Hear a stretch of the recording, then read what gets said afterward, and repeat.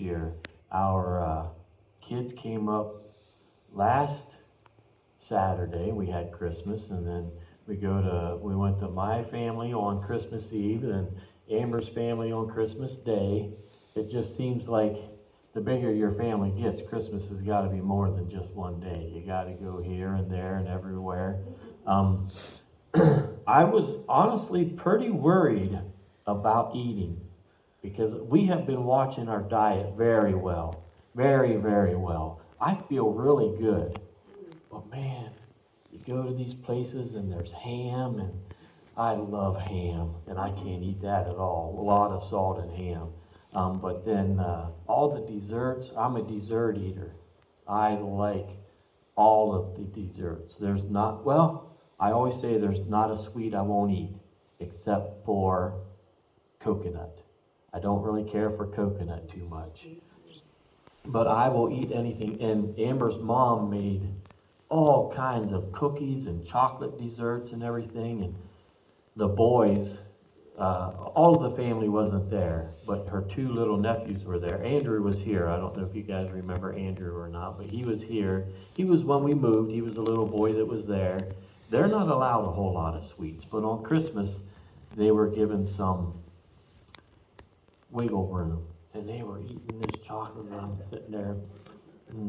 I wanted as much as they was eating, but I was good. I behaved. The doctor said that with Christmas coming, it was okay if I, had a piece of pie here or there or whatever. So I did eat a little bit, but I was worried that I would overdo it. I really was, and I didn't. I did good. It is rough when you have things like that you're not supposed to do.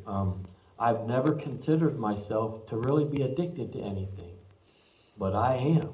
I'm addicted to sugar. I want it all the time. But anyhow, my message, honestly, today, I didn't really prepare too much. As I would sit down and start to prepare, my mind was so full of stuff. And so I wrote down some notes, and I just wanted to talk today. I just wanted to share what I've been thinking and what's been going on and everything. I honestly, saying all of that, all that we have been everywhere and all over the place, it's hard to prepare two messages in 1 week. It's hard to find the time to do all of that. And every time I would sit down, the thought would come to my head, the doctor telling me to relax. Don't do too much. Don't overdo it. Keep your heart rate down and everything.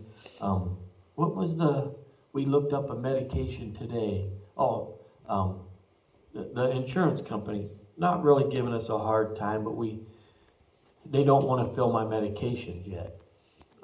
We have like a 10-day span that I won't have any medication. We have to figure out how to get me my medication. And Amber looked up the one medication, what it said online was it is a medication to keep you alive after a heart attack. I want to keep taking that one.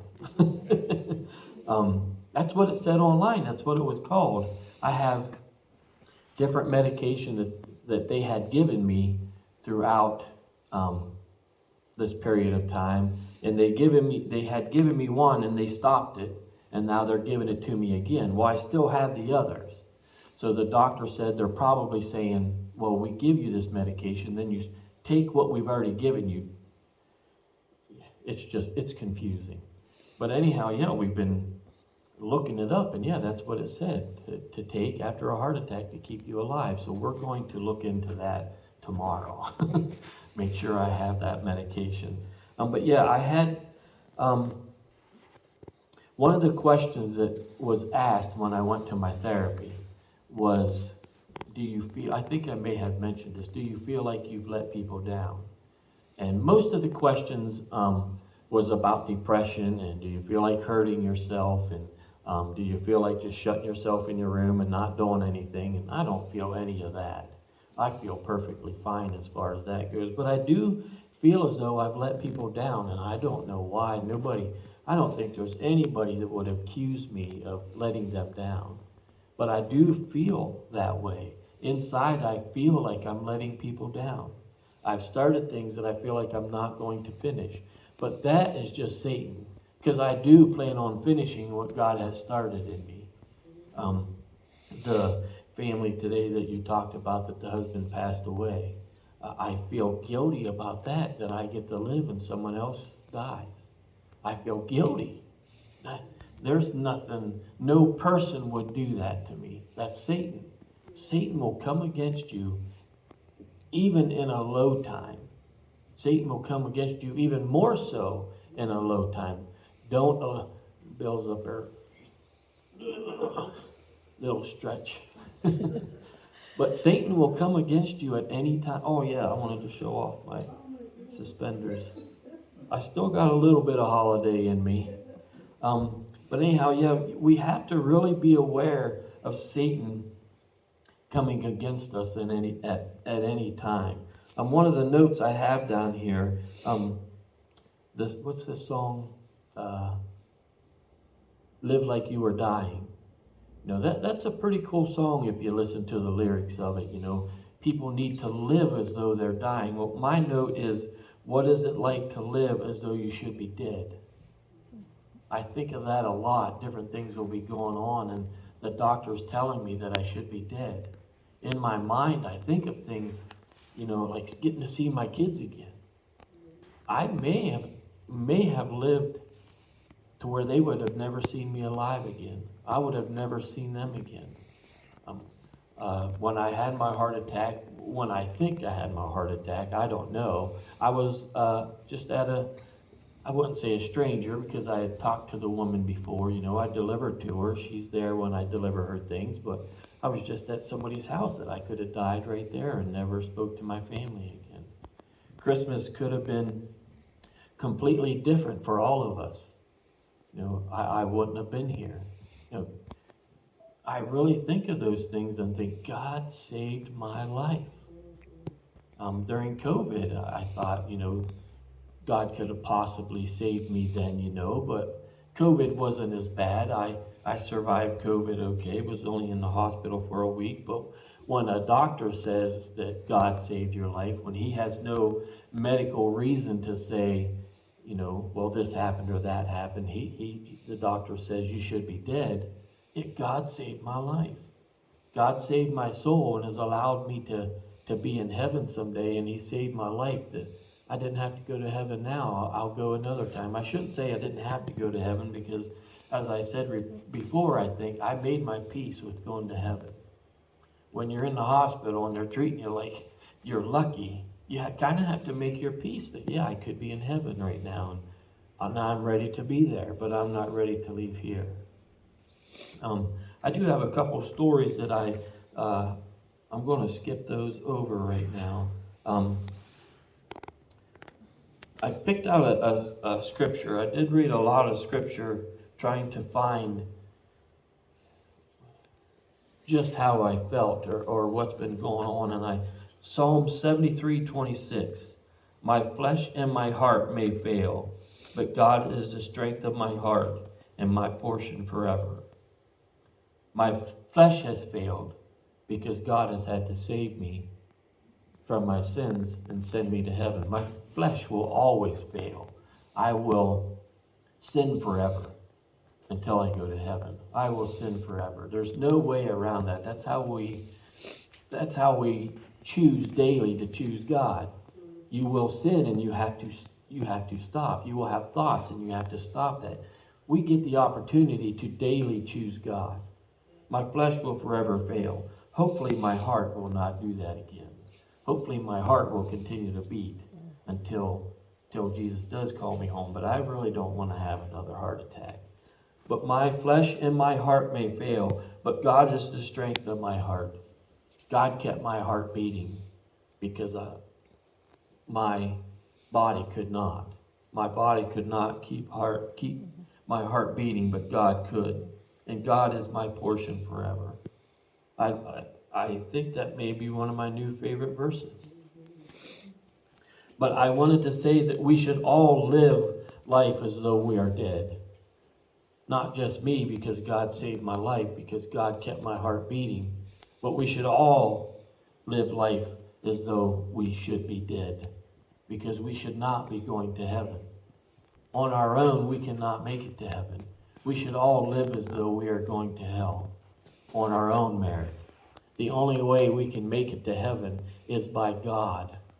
The only way I lived was by God, and the only way I can make it to heaven after He give me another life is still by God.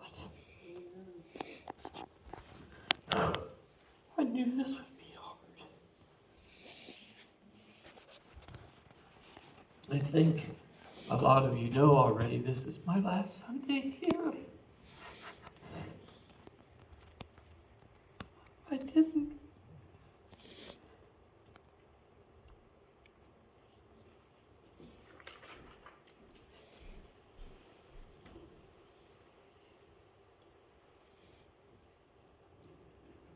I really thought we'd be here for a while. But listening to the doctors, listening to professional friends and everything, this is what we think is best for me right now. I did want to let you know that Mark has said that he will still come and help however you guys need. He wanted me to let you know that he will be here if you need him. To do whatever. He's back in the area again, and yeah, I talked to Mark, and I talked to my pastor, the church that we came from, and talked to my professor, talked to the doctors, and they all say that they think this is good for me right now to take a break. When I'm here, I wanted to say that I put a lot into what I have to say.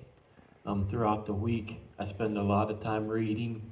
I spend a lot of time changing my message. And when I get here, I get excited. My heart rate races when I'm here, and they want me to keep my heart rate low. And I'll sit here and we'll start singing songs about Jesus, and my heart just goes, my heart just takes off. Maybe it would be good for my heart to take off and I would pass away right here in church.